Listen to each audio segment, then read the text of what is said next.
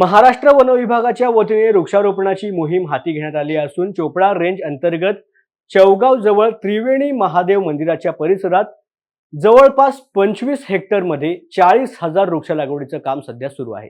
ही वृक्ष लागवड मजुरांच्या सहाय्याने केली जाते।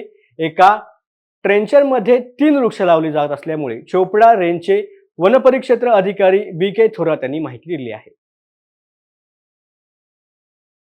सर, आपल्या चोपडा रेंज अंतर्गत सध्या कुठकुठे वृक्ष लागवड सुरू आहे?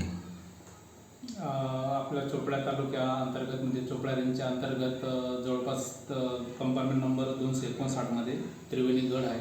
त्या गडाच्या पायथ्याशी एक रोपण घेतलेलं आहे। त्या रोपणात जवळपास आपण यावर्षी 29,975 रोपं लागवड करत आहेत आणि ती आत्ताच लागवड सुरू आहे। और इतर ठिकाणी आपण EJS अंतर्गत 2 ठिकाणी 5-5 हेक्टरचे प्लांटेशन घेतले।